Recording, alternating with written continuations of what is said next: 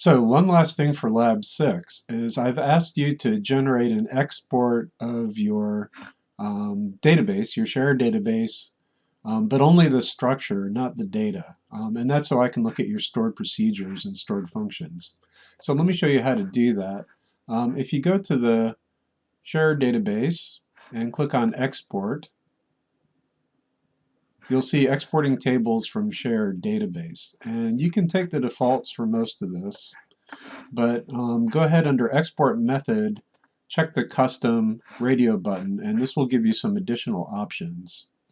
And under Tables, be sure to leave the structure checked for all of them, but uncheck data. And that way it won't include all of the users and images and image sets and all that other data in it, but it will still give me all the structure to look at. And then the default settings are fine for the rest of this stuff. Then at the end, go ahead and click the Go button.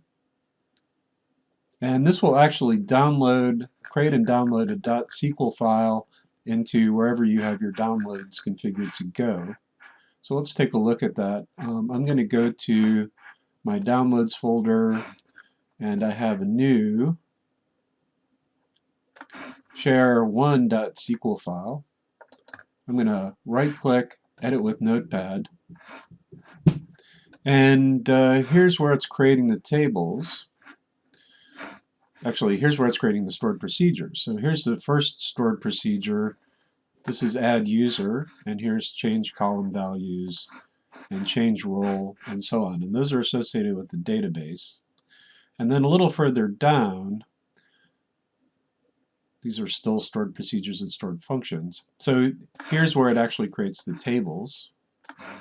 So images, image sets, and users. And then it also creates some indexes for the primary keys.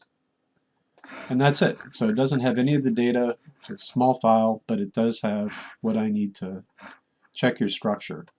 So what I'd like you to do with this is go ahead and copy it, and then go to your project folder, and under Assets, go ahead and right-click, create a new directory, call it Data, and then just go ahead and paste that file in there. Yours will probably just be called share.sql instead of share1. And do that before you zip up your project folder, and then I'll have access to your database structure.